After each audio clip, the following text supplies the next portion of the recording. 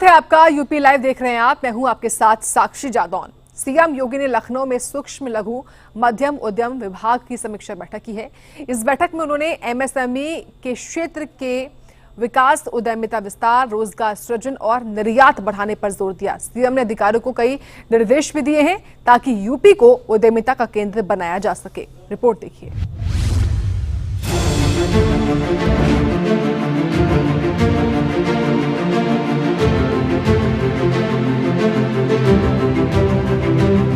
लखनऊ में सीएम योगी ने अपने सरकारी आवास पर सूक्ष्म लघु और मध्यम उद्यम विभाग की समीक्षा बैठक की। इस दौरान उन्होंने एमएसएमई क्षेत्र को यूपी की आर्थिक प्रगति का आधार बताते हुए इसे और मजबूत करने के लिए कई निर्देश दिए। सीएम ने कहा कि वन डिस्ट्रिक्ट वन प्रोडक्ट और विश्व श्रम सम्मान योजना ने पारंपरिक उद्योगों को नई पहचान दी है। सीएम ने निर्देश दिया कि हर जिले के कम से कम 50 युवाओं को यूपी मार्ट और अलग अलग योजनाओं की जानकारी दी जाए जिससे इसका लाभ उठा सके। सीएम ने विश्वकर्मा कॉम्प्लेक्स को हर गांव में स्थापित करने का निर्देश दिया ताकि ग्रामीण कारीगरों को एक छत के नीचे सभी सुविधाएं मिले। उन्होंने कॉमन फैसिलिटी सेंटर्स के विस्तार पर भी जोर दिया।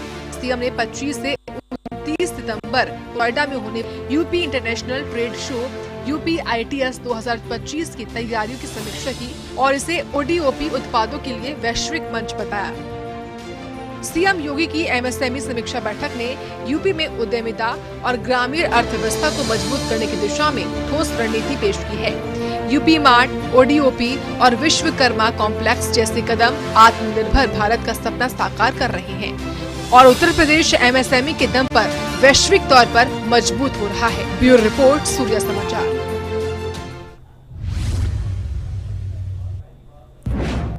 प्रधानमंत्री मोदी के वाराणसी दौरे से पहले काशी में तैयारियां जोरों पर हैं। प्रधानमंत्री अपने संसदीय क्षेत्र में करीब 2200 करोड़ रुपए की विकास परियोजनाओं का उद्घाटन शिलान्यास करेंगे। इसके साथ ही वो देश भर के 9 करोड़ से भी ज्यादा किसानों को प्रधानमंत्री की ओर से किसान सम्मान निधि की 20वीं किश्त भी जारी की जाएगी। ये दौरा वाराणसी के विकास और किसानों की आर्थिक मजबूती के लिए अहम साबित होगा। देखिए।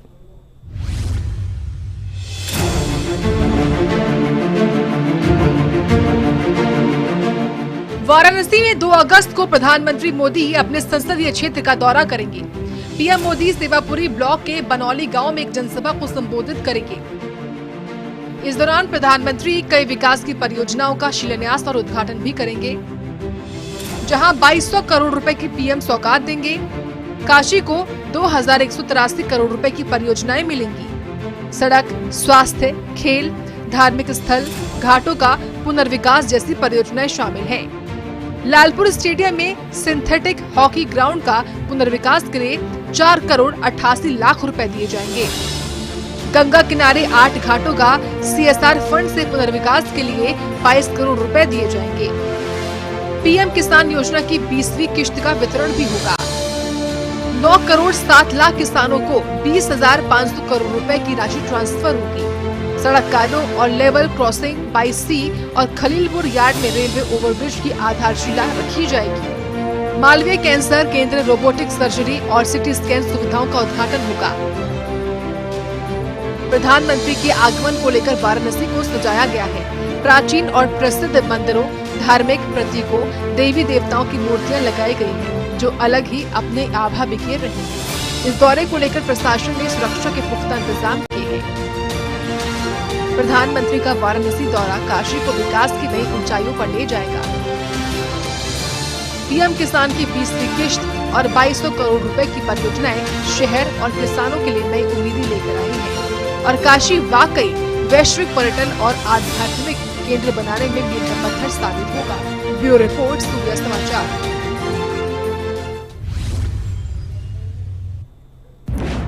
अमेरिका के राष्ट्रपति और बिजनेस के नजरिए से दोस्ती को भी देखने वाले डोनाल्ड ट्रंप ने एक बार फिर टैरिफ को लेकर अपने कदम पीछे खींच लिए हैं। दरअसल भारतीय प्रोडक्ट पर अमेरिका में 1 अगस्त से 25% टैरिफ लगाई जानी थी, लेकिन अब इसकी समय सीमा बढ़ाकर 7 अगस्त तक कर दी गई है। लेकिन सवाल सिर्फ टैरिफ का नहीं है, ट्रंप के उस व्यवहार का भी है जो पहले कार्यकाल से बिल्कुल अलग दिखता है। देखिए आप भी।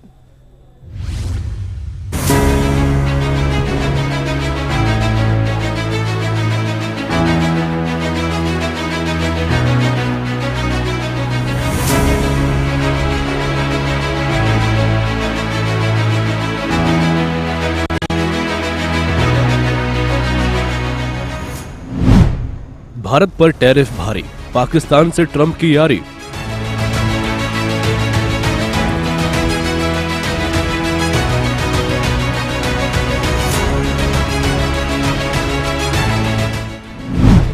आतंकिस्तान के लिए दोस्त भारत को भूले ट्रंप।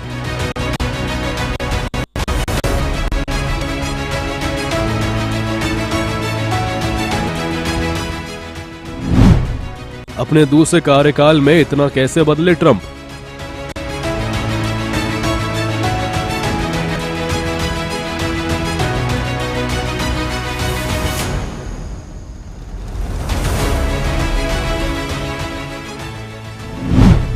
दोस्त मोदी को धोखा और पाक को मौका, क्यों?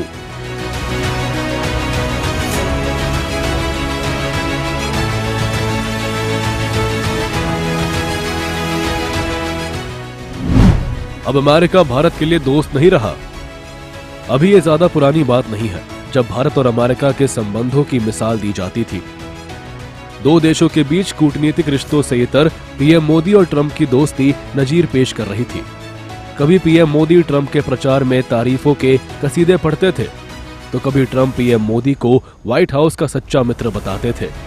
लेकिन ट्रंप के दूसरे कार्यकाल में डोनाल्ड ट्रंप अमेरिका के राष्ट्रपति से ज्यादा एक बिजनेसमैन की भूमिका में नजर आ रहे हैं, और यही वजह है कि भारत अमेरिका के रिश्तों के बीच खाई इतनी गहरी होती जा रही है, जिससे पाटना अब दोनों देश के लिए आसान नहीं दिखता है। दरअसल राष्ट्रपति ट्रंप अपनी टैरिफ नीति को लेकर इतने अंधे हो चुके हैं कि उन्हें इस बात से कोई फर्क नहीं पड़ता है कि सामने कौन है। बुधवार को राष्ट्रपति ट्रंप ने जब भारत पर 25% टैरिफ के साथ अतिरिक्त पेनल्टी की घोषणा की तो किसी के लिए भी यकीन कर पाना मुश्किल था। लेकिन भारत का जवाब भी मुकम्मल मिला और साफ साफ शब्दों में बता दिया गया कि भारत अपने हितों में समझौता नहीं करेगा। दोनों पक्षों के बीच नई दिल्ली और वॉशिंगटन डीसी में 4 दौर में फिजिकल मीटिंग्स हुई हैं ताकि निर्धारित टर्म्स ऑफ रेफरेंस के अनुसार द्विपक्षीय व्यापार समझौते के अंतिम रूप के लिए काम किया जा सके। इसके अलावा दोनों पक्षों के बीच कई वर्चुअल बैठकें भी हुई हैं। सरकार हालिया घटनाक्रम से होने वाले प्रभावों का परीक्षण कर रही है। वाणिज्य एवं उद्योग मंत्रालय निर्यातकों और उद्योग सहित सभी हितधारकों से संवाद कर इस विषय पर उनके आकलन की जानकारी ले रहा है। सरकार हमारे किसानों, श्रमिकों, एंटरप्रेन्योर्स, उद्यमी, निर्यातकों, सूक्ष्म, लघु और मध्यम उद्योगों और उद्योग जगत के सभी हितधारकों के कल्याण की रक्षा और संवर्धन को सर्वोच्च महत्व देती है। हम अपने राष्ट्रीय हितों को सुरक्षित करने और आगे बढ़ाने के लिए सभी आवश्यक कदम उठाएंगे। अब इसे भारत की कड़ी प्रतिक्रिया कहे या फिर कुछ और, लेकिन मिस्टर यू टर्न के नाम से प्रसिद्ध राष्ट्रपति ट्रंप के रुख में फिर से थोड़ी नरमी देखने को मिली है। अब 1 अगस्त से भारत पर 25% टैरिफ की मियाद को बढ़ाकर 7 अगस्त कर दिया गया है।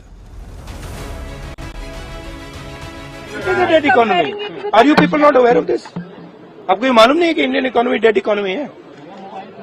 कोई कंफ्यूजन है आप में? पूरी दुनिया जानती है कि Indian economy is dead economy, और बीजेपी ने इकोनॉमी को खत्म कर दिया है। क्यों खत्म किया है? अदानी जी की मदद करने के लिए खत्म किया है। तो आप लोग हैरान क्यों लग रहे हैं? अमेरिका के राष्ट्रपति ट्रंप का बयान भारत में मोदी विरोधियों को खूब सूट कर रहा है, लेकिन सच्चाई ये है कि भारत दुनिया में सबसे तेजी से बढ़ती अर्थव्यवस्था है। लेकिन आज सवाल ये नहीं है कि ट्रंप के बयान पर भारत में विरोधी दल क्या सोचते हैं। आज सवाल यह है कि ट्रंप भारत को लेकर इतने उखड़े हुए क्यों हैं? तो इसका सीधा और सरल जवाब है कि भारत अब अपनी शर्तों पर दुनिया से व्यापारिक रिश्ते चाहता है, लेकिन ट्रंप चाहते हैं कि भारत अमेरिका के नफा नुकसान का ख्याल रखे।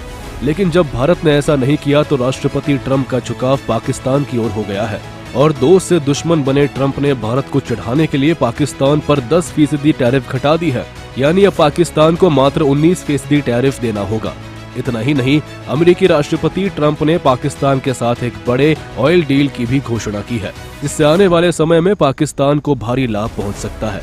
यानी ट्रंप ने भारत पर एक साथ ट्रिपल अटैक कर दिया है।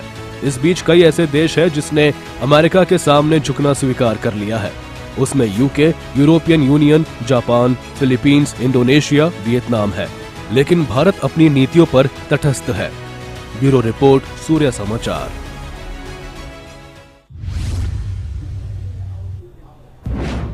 यूपी में पुलिस का ऑपरेशन लंगड़ा जारी है। इसी कड़ी में मथुरा में सर्राफा व्यापारी से लूटपाट करने वाले बदमाशों के साथ पुलिस की मुठभेड़ हुई, जबकि मिर्जापुर के मड़िहान में लूट के एक आरोपी को पुलिस ने मुठभेड़ के बाद गिरफ्तार कर लिया। रिपोर्ट देखिए।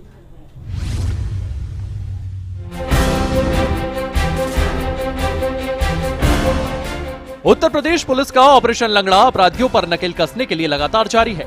मथुरा के थाना फराज क्षेत्र के रेपुराजाट के पास पुलिस और बदमाशों के बीच में मुठभेड़ हुई है। ये मुठभेड़ 25 जुलाई को आगरा के एक सराफा व्यापारी से 1 करोड़ रुपए की चांदी की लूट के मामले में वांछित 2 बदमाशों के साथ हुई। पुलिस को सूचना मिली थी कि ये बदमाश बिना नंबर प्लेट की बोलेरो गाड़ी में इलाके में घूम रहे हैं। जब पुलिस ने उन्हें रोकने की कोशिश की तो बदमाशों ने फायरिंग शुरू कर दी।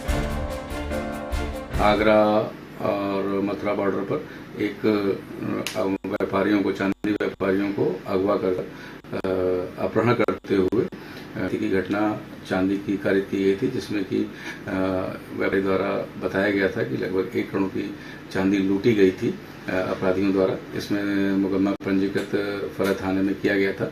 इसमें तत्काल सर्विलांस की टीम, एसओजी की टीम, थाने की टीम और हमारी सारी टीमों द्वारा 8 टीमों का गठन करते हुए इसमें तत्परता से खोजबीन और अपराधियों की गिरफ्तारी और बरामदगी के प्रयास चल रहे थे। इसमें एक महत्वपूर्ण सफलता के तहत 31/1 की रात में इसमें कुछ संदिग्ध गाड़ियों का मूवमेंट बॉर्डर पे प्रकाश में आया था, जिसमें कि टीमों द्वारा घेराबंदी और चेकिंग का कार्य किया जा रहा था। इसमें बोलेरो गाड़ी द्वारा संदिग्ध दिखने पर, इसको रोकने पर पुलिस से इनकी अपराधियों द्वारा बिना किसी सोचे समझे पुलिस को जान से मारने की नीयत से फायर किया गया था, जिसमें रक्षात्मक पुलिस द्वारा फायर किया गया था और मुठभेड़ में 2 अपराधियों को गिरफ्तार किया गया था, जिनके नाम राहुल और नीरज हैं। इनका प्राथमिक उपचार के लिए अस्पताल भेजा गया था और इनसे संपूर्ण चांदी जिसकी कीमत 1 करोड़ के करीब है उसको बरामद किया गया है। एक बोलेरो गाड़ी बरामद की गई है, असलहे बरामद किए गए हैं और इसमें विधिक कार्रवाई प्रचलित है। दूसरी घटना मिर्जापुर के मड़िहान थाना क्षेत्र की है, जहां पुलिस ने लूट के एक वांछित आरोपी देवराज को मुठभेड़ में गिरफ्तार किया गया है। एक ट्रक ड्राइवर से लूटपाट के मामले में फरार देवराज पर 7 से अधिक मुकदमे दर्ज हैं। पुलिस को गुप्त सूचना मिली थी कि वह मोटरसाइकिल पर इलाके में घूम रहा था। चेकिंग के दौरान उसने पुलिस पर गोली चलाई, जिसके जवाब में पुलिस ने भी फायरिंग की। लूट की घटना कारित करने वाले वांछित अभियुक्त देवराज यादव पुत्र रामरक्षा निवासी ग्राम ददरा, थाना राजगढ़, जिला मिर्जापुर को ग्राम राजापुर ढेकवा के जंगल से पुलिस मुठभेड़ में गिरफ्तार किया गया है। पुलिस द्वारा आत्मरक्षा में चलाई गई गोली पैर में लगने से घायल अभियुक्त देवराज को उपचार हेतु CSC मड़िहान भेजा जा रहा है तथा इस दौरान इसके 2 अन्य साथी जंगल व अंधेरे का फायदा उठाकर भागने में सफल रहे हैं।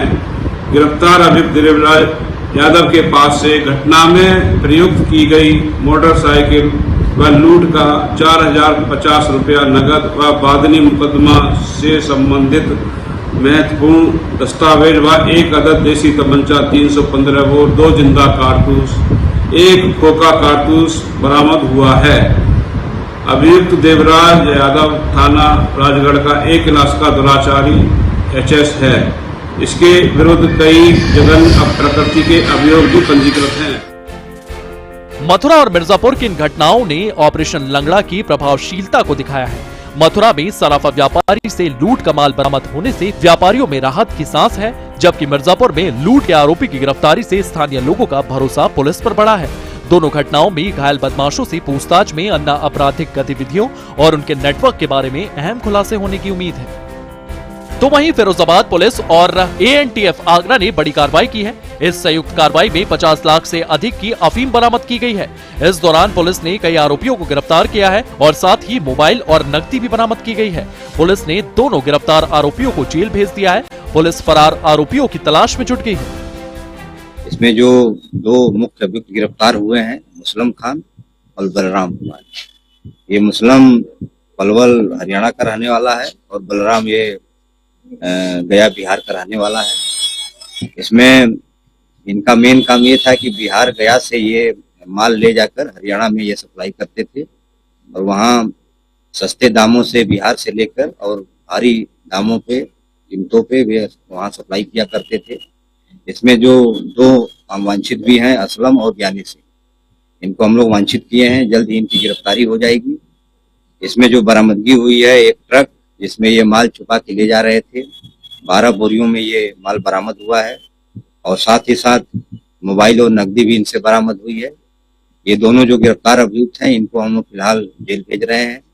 इसमें अन्य जो दो वांछित हैं, उनको भी जल्द गिरफ्तार किया जाएगा, उनसे पूछताछ किया जाएगा और उनका नेक्सस और कहाँ कहाँ फैला हुआ है उस सब के बारे में जानकारी करके इसमें और भी हम लोग अच्छी कार्रवाई करेंगे। उत्तर प्रदेश पुलिस का ऑपरेशन लंगड़ा अपराधियों के लिए कड़ा संदेश दे रहा है। मथुरा और मिर्जापुर के मुठभेड़ों ने लूट के आरोपियों को सलाखों के पीछे पहुंचाया, लेकिन सवाल यही है कि क्या इस तरह की कार्रवाई अपराध को जड़ से खत्म कर पाएगी और क्या ग्रामीणों और शहरी इलाकों में ऐसी घटनाओं पर पूरी तरह से रोक लग पाएगी? यह सवाल समय और पुलिस के सामने है। ब्यूरो रिपोर्ट, सूर्य समाचार।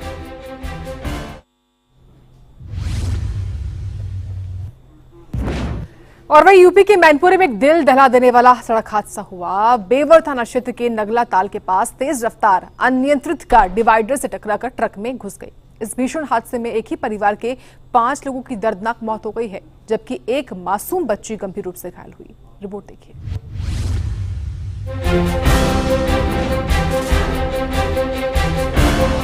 मैनपुरी के बेवर थाना क्षेत्र में GT रोड पर नगला ताल के पास एक दर्दनाक हादसा हुआ। किशनी थाना क्षेत्र के हरिपुर कैथोली गांव के रहने वाले एक ही परिवार के 5 लोगों की दर्दनाक मौत हो गई। ये परिवार आगरा में जन्मदिन समारोह में शामिल होने के बाद घर वापस लौट रहा था। सुबह करीब 6 बजे सामने से आ रहे ट्रक से टकराई। टक्कर इतनी भीषण थी कि कार चकनाचूर हो गई। इस हादसे में एक 11 साल की बच्ची गंभीर रूप से घायल हो गई है, जिसे तुरंत सामुदायिक स्वास्थ्य केंद्र बेवर ले जाया गया और बाद में जिला अस्पताल रेफर किया गया, जहां उनकी हालत नाजुक बनी हुई है। देखिए, सड़क हादसे बेवर थाना क्षेत्र में हुआ है। ये सूचना मिली कि आगरा से छिबरा मऊ की तरफ एक फैमिली जा रही थी और उसमें 2 महिलाएं, 3 बच्ची और एक पुरुष थे। पुरुष गाड़ी चला रहा था।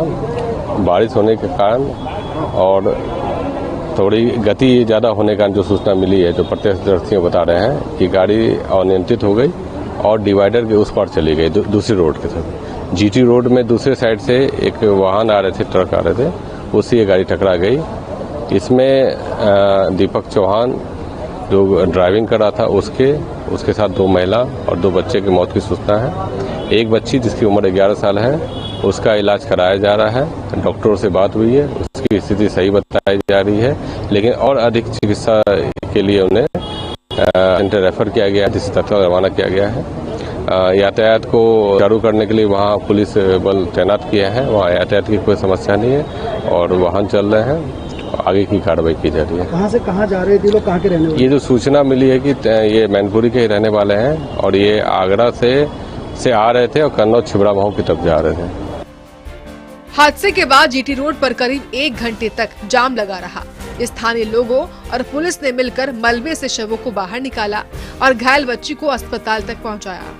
प्रत्यक्षदर्शियों के मुताबिक कार की रफ्तार बहुत तेज थी, जिसकी वजह से अनियंत्रित होकर डिवाइडर पार कर गई। हादसे के 5 मिनट बाद उसी स्थान पर एक और हादसा हुआ। इस दुखद हादसे पर CM योगी ने शोक व्यक्त किया है। उन्होंने जिला प्रशासन को घायल बच्ची के समुचित इलाज के निर्देश दिए हैं और मृतकों के परिजनों के प्रति संवेदना जताई है। पुलिस ने ट्रक चालक के खिलाफ मामला दर्ज किया है और हादसे की जांच शुरू कर दी है। मैनपुरी के इस भीषण हादसे ने एक ही पल में एक परिवार को उजाड़ दिया। 5 लोगों की मौत हो गई और एक मासूम की जिंदगी खतरे में है। ब्यूरो रिपोर्ट, सूर्या समाचार।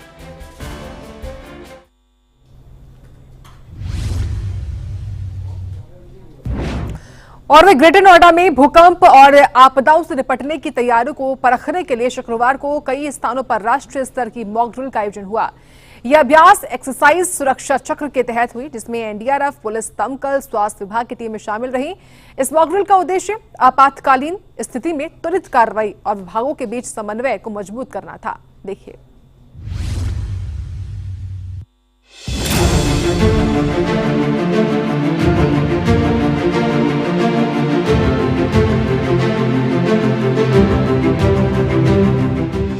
ग्रेटर नोएडा में भूकंप और औद्योगिक खतरों जैसे रासायनिक रिसाव से निपटने की तैयारियों को परखने के लिए 5 स्थानों पर मॉक ड्रिल आयोजित की गई। यह अभ्यास सुबह 9 बजे से शुरू हुआ और Savitribai Phule Balika inter college, WHO township, Gurjinder Vihar, LG electronics, GIMS और विकास भवन सूरजपुर में संपन्न हुआ। गौतम बुद्ध विश्वविद्यालय को स्टेजिंग एरिया और रेस्पॉन्डर कैंप, DEOC कलेक्ट्रेट को कम्युनिकेशन सेंटर, DM कार्यालय को incident command post, Sharda hospital को मेडिकल कैंप और मलकपुर स्टेडियम को राहत कैंप के तौर पर चिन्हित किया गया। मॉक ड्रिल में भूकंप के झटकों, इमारतों में आग और रासायनिक रिसाव जैसी आपात स्थितियों का सजीव चित्रण किया गया। NDRF, SDRF, पुलिस, दमकल विभाग और स्वास्थ्य विभाग की टीमें तुरंत एक्शन मोड में आई और घायलों को निकालने, प्राथमिक उपचार और राहत वितरण का अभ्यास किया गया। मॉक ड्रिल के दौरान सायरन की आवाज सुनाई दी, जिससे कुछ लोग शुरुआत में घबरा गए, लेकिन प्रशासन ने पहले ही स्पष्ट कर दिया कि ये एक पूर्व नियोजित अभ्यास है। स्कूलों, कॉलेजों और औद्योगिक इकाइयों में लोगों को बताया गया कि भूकंप के दौरान कैसे सुरक्षित स्थान पर जाना है, टेबल के नीचे छिपना है और आपदा राहत टीमों का सहयोग करना है। जिम्स हॉस्पिटल में मेडिकल रिस्पांस का अभ्यास शुरू हुआ, जहां घायलों को तुरंत उपचार देने की प्रक्रिया दिखाई दी। इस मॉक ड्रिल का हिस्सा रहे स्कूली बच्चों और लोगों ने इसे उपयोगी बताया। वहीं राष्ट्रीय आपदा प्रबंधन प्राधिकरण के दिशा निर्देशों के तहत इस अभ्यास को दिल्ली NCR के 18 जिलों में एक साथ आयोजित किया गया, जिसमें गाजियाबाद और गौतम बुद्ध नगर भी शामिल थे। ग्रेटर नोएडा में भूकंप और औद्योगिक आपदा के लिए आयोजित मॉक ड्रिल ने प्रशासन की तैयारियों को परखा और जनता को जागरूक किया। ब्यूरो रिपोर्ट, सूर्या समाचार।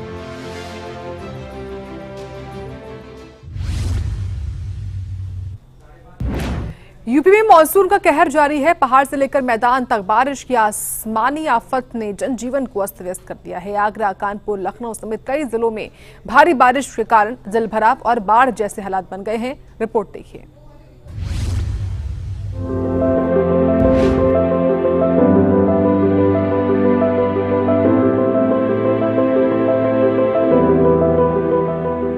उत्तर प्रदेश के कई जिलों में भारी बारिश का कहर बरपा है।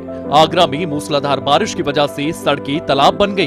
ताजगंज, सिकंदरा और शाहगंज जैसे इलाकों में कई फीट तक पानी भर गया, जिससे गाड़ियों की आवाजाही ठप हो गई। कई अंडरपास और निचले इलाकों में पानी भरने से लोग घंटों तक जाम में फंसे रहे। लोगों ने नालों की खराब सफाई और जल निकासी व्यवस्था को इसकी वजह बताया। दूसरी ओर कानपुर में गंगा नदी का जलस्तर तेजी से बढ़ने के बाद खतरे के निशान के पास पहुंच गया है। भोगनीपुर और सिकंदरा तहसील के कई गांवों में बाढ़ का पानी घुस गया है। कुंभापुर, पंडाव, बुंडा और नया बुरवा जैसे गांवों में सड़क पर पानी भर गया है, जिससे लोगों का आवागमन बंद हो गया है। लोग नाव का सहारा लेकर जरूरी सामान लाने ले जाने को मजबूर हैं। यमुना नदी भी खतरे के निशान के करीब पहुंच गई है, जिससे हमीरपुर और कानपुर देहात में अलर्ट जारी कर दिया गया है। इसमें कम में 5-6 गाँव प्रभावित हैं। आसपास के गांव पूरे हर चीज की वजह समस्या है। बस कोई प्रशासन करते कोई वो नहीं है। अभी ये वोट आई के बाद 2 नाव चलती है केवल, और कोई प्रशासन में कोई सुविधा नहीं। सब समय गांव गिर गया, फसल सब डूब गई, परेशान है जानवर, आदमी भी। खाने पीने के लिए बहुत तबाह है। ये चगला डार और पठार ये बिल्कुल गिरे हुए हैं हमारे यहाँ। तो पहली बात हम लखनऊ में इस समय थे, वहाँ से भक्कर के आ रहे, हमारा घर डूब रहा है। भूसा निकालना, सब कुछ करना, यानी हर एक हम ही नहीं, हर इंसान के पास यही समस्या आ गई है। जो बाहर कमा रहा है वो भी सब यहाँ आ रहे अपने। तो एरिया तो बहुत लंबी सफर है, यहाँ से कम से कम 4 किलोमीटर की जो लंबाई है घर से। ठीक है, कुछ गांव आड़न है, पतार है, तो चारों तरफ से घिरे हुए हैं, इनको भी दिक्कत है, हम लोगों को भी दिक्कत है, बाजार हाट नहीं कर पाते हैं, खाने के लिए साग सब्जी नहीं खरीद के ला पाते हैं। राजधानी लखनऊ में भी बारिश ने जनजीवन को प्रभावित किया है। अर्जुनगंज, गोमती नगर, इंदिरा नगर और हजरतगंज जैसे इलाकों में भारी जलभराव देखने को मिला है। अर्जुनगंज में सड़कें पूरी तरह पानी में डूब गई हैं और लोगों को घरों से निकलने में दिक्कत हो रही है। मौसम विभाग के अनुसार लखनऊ में पिछले 24 घंटों में तेज बारिश दर्ज की गई है और सामान्य से अधिक है। मौसम वैज्ञानिकों ने अगले 48 घंटों तक का मध्यम से भारी बारिश की आशंका जताई गई है। इसी के साथ साथ बिजली गिरने की चेतावनी दी है। मौसम विभाग ने आगरा, कानपुर, लखनऊ, वाराणसी, प्रयागराज और गाजियाबाद समेत 20 जिलों में भारी बारिश का येलो अलर्ट जारी किया है। गंगा, यमुना और बेतवा जैसी नदियां उफान पर है, जिससे कई जिलों में बाढ़ का खतरा बढ़ गया है। वाराणसी में गंगा के बढ़ते जल स्तर ने 84 घाटों को डुबो दिया है और मणिकर्णिका घाट पर अंतिम संस्कार छतों पर हो रहा है। प्रशासन ने 1013 बाढ़ चौकियां स्थापित की है। उत्तर प्रदेश में बारिश और बाढ़ ने लाखों लोगों का जीवन प्रभावित किया है। आगरा की जलमग्न सड़कें, कानपुर के बाढ़ग्रस्त गांव और लखनऊ का जलभराव इस बात की गवाही दे रहा है। ब्यूरो रिपोर्ट, सूर्य समाचार।